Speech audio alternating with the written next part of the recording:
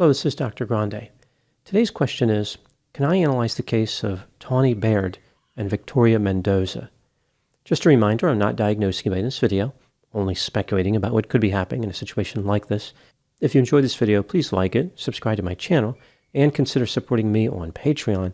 I will put the link to Patreon in the description for this video. First, I'll look at the background of this case, move to the timeline of the crime, then offer my analysis. Tawnee Marie Baird was born in Salt Lake City, Utah on June 17, 1993. She grew up in the nearby town of Halliday.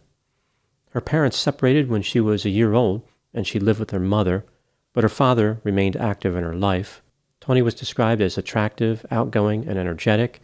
She wanted to be a singer someday. She also had a number of friends and was extremely popular. Many people were interested in her romantically. In June of 2010, right around the time Tawnee turned 17, she was riding in the back of a friend's vehicle when they were pulled over by the police. Tawnee was arrested for possession of drug paraphernalia and eventually received probation. Her father discovered that Tawnee continued to use drugs even while on probation. He approached her probation officer and requested that she be given random drug tests. The probation officer did not have the authority to order this type of testing. Therefore, Tawnee's case was referred to juvenile court. She was taken into the custody of the Division of Child and Family Services and placed in foster care. Tawnee was sent to a behavioral health treatment center for 90 days. This was a secure facility, so it was really like a jail. It was a rough and dangerous place that was overwhelming for Tawnee.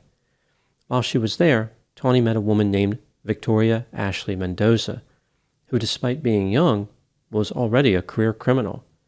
Victoria's family had moved to Ogden, Utah from Mexico. Her father brought an end to his own life when Victoria was 10, and her life spiraled out of control. Tawnee and Victoria became romantically involved in jail. This was surprising to people who knew Tawnee, because prior to this, she had only been romantically interested in men. While in jail, Victoria found out that her mother was dying of cancer. This may have accelerated the intense feelings between Victoria and Tawnee, as Tawnee tried to comfort her. In August 2010, Tawnee was released from the treatment center, but Victoria still had about a month to serve. Before Tawnee walked out of the treatment center, Victoria gave her a note which read, quote, "Sleep with anyone else but me, and I might have to kill you. I mean it. All my love, V." Unquote.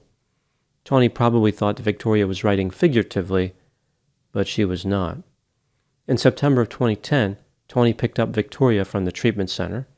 Instead of going immediately to visit her mother, who was dying, Victoria stayed with Tawnee and her family for a few days. Tawnee told her mother that she was now a lesbian, which was surprising, but her mother tried to be accepting of her daughter's new relationship. Tawnee's father was somewhat surprised that his daughter would be interested in Victoria due to Victoria's appearance. For example, she had a number of tattoos. Tawnee's friends described Victoria as rough around the edges. Right away, there were problems in the couple's relationship. It was clear that Victoria was jealous. She was particularly concerned about Tawnee's interest in men. A few days after Victoria's release from the treatment center, Victoria and Tawnee visited Victoria's mother in Ogden, Utah. The couple went out that night to meet Victoria's friends. They were described as wild, rough, and unsophisticated, not the type of crowd to which Tawnee was accustomed. Early in the relationship, Victoria had sex with one of Tawnee's friends, and Tawnee broke up with her.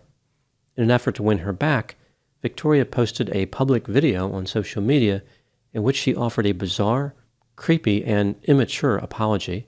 This video confirmed that Tawnee made a wise decision by ending the relationship, but Tawnee found the gesture to be flattering and decided to reunite with Victoria. In June 2012, Victoria's mother died, and Tawnee's family invited Victoria to live in their residence permanently. Tawnee and Victoria did not get along very well. They frequently had arguments that involved screaming. Victoria's anger became more intense over time, and she followed Tawnee everywhere. Tawnee's mother tried to keep them from spending too much time together, recognizing that the relationship was unhealthy.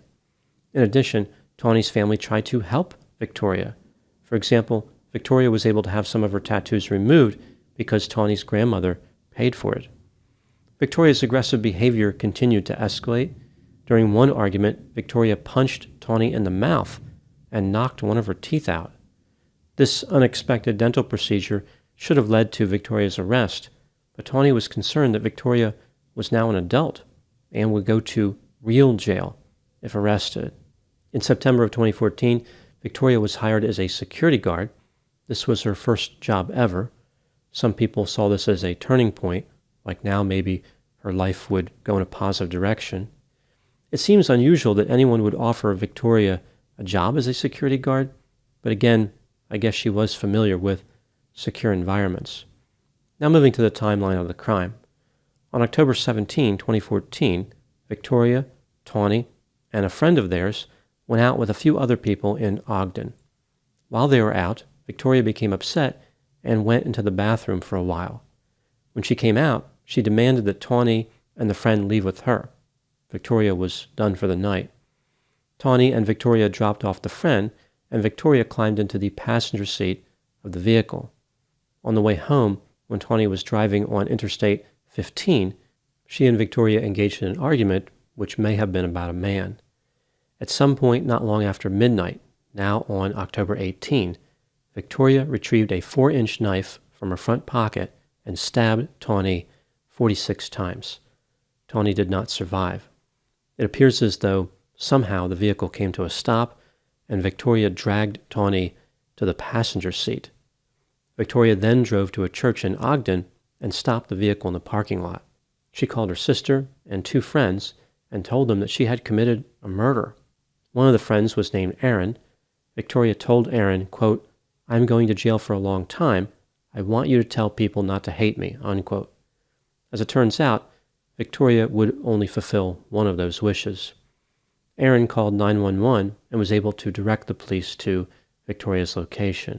The police arrived at about 1 a.m. and approached Victoria. They asked her if she had any weapons. She said the knife was in the car. Victoria repeatedly confessed to the police.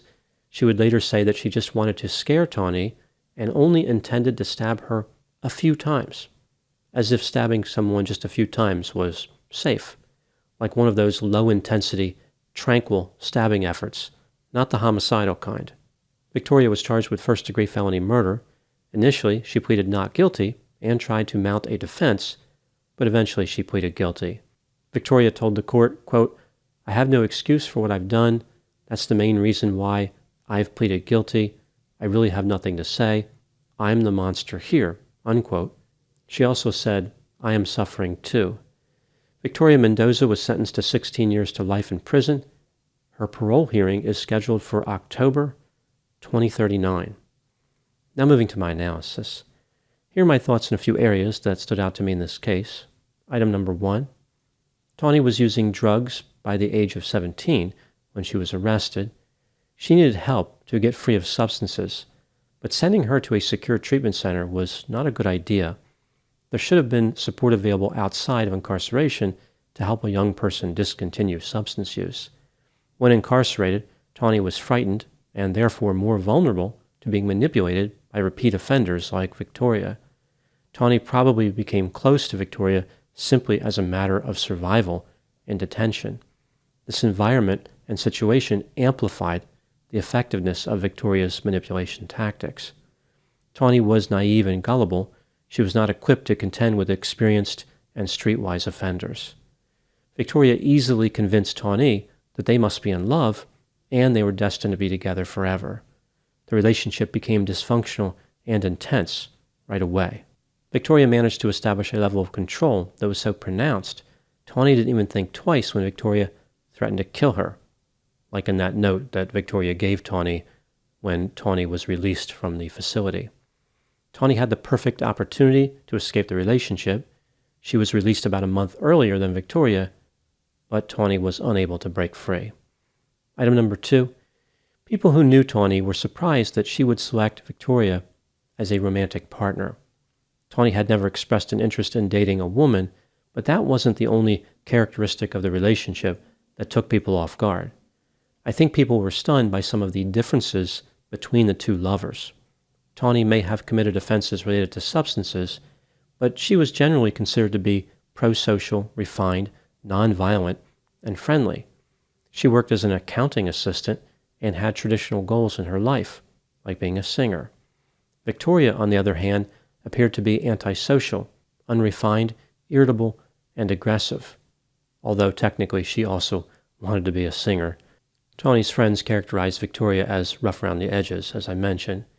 Victoria always carried a knife with her when it was clear to people that she did not have sufficient judgment to be carrying any type of weapon. In addition to the differences in refinement, there was a substantial attractiveness difference. Tawnee was considered highly attractive by almost everyone who knew her. Victoria struggled in this area somewhat. I think a lot of people who knew the couple wanted to be polite, like they didn't want to come out and voice their concerns. But I imagine everybody was thinking the same thing. In the dating marketplace, Tawnee was out of Victoria's league, which set her up for feelings of jealousy. There is the sense that Tawnee's family members and friends tolerated and even supported Victoria for the sake of Tawnee. They did not necessarily like Victoria, but they did not want to alienate Tawnee by delivering a harsh appraisal of Victoria. This, of course, was a socially acceptable move by people who knew Tawnee, but on the negative side, it may have denied her crucial input about her decision-making. Tawnee was not necessarily getting an honest perspective on the nature of her partner and the quality of their relationship. Item number 3, Tawnee and Victoria maintained an active social media presence during their relationship. They tried to frame themselves as the ideal couple. Everything was perfect. They were in love and having a great time. Nothing could be further from the truth. As the relationship became more violent, nothing changed in their social media presentation. This was another factor that restricted the honest feedback from Tawnee's friends. Like they looked at the positive image the couple was projecting and thought to themselves, they must be doing well. Therefore, it's better not to interfere. Item number 4, what do I think happened in this case? This is just a theory, my opinion. In the time leading up to the murder, Tawnee started to realize that Victoria was not an ideal romantic partner. Tawnee may have been interested in pursuing other romantic relationships. The grip that Victoria had on Tawnee had weakened significantly. She was no longer able to control her through violence. Victoria's temper tantrums had been relegated to a position where they simply caused embarrassment for both of them. The temper tantrums no longer represented an effective tool of manipulation. Tawnee was becoming more mature and leaving Victoria behind. Victoria started to view herself as isolated. She was on the outside. It was only a matter of time before Tawnee rejected her in favor of a more suitable romantic partner. On the night of the murder, Victoria became jealous and started arguing with Tawnee. Victoria probably believed that her relationship with Tawnee was severely threatened or over. Tawnee knew that Victoria was carrying a knife, and she knew that she was dangerous, but she was still being influenced by the manipulation in one important way. Tawnee believed that Victoria would not seriously harm her. She trusted Victoria not to be homicidal. She underestimated how dangerous Victoria was. Victoria deliberately murdered Tawnee in the vehicle. She then lied about it. Victoria was not trying to scare Tawnee. She was trying to kill her to satisfy jealousy and rage. Now moving to my final thoughts. The lesson learned in this case is about the power of violence in a relationship.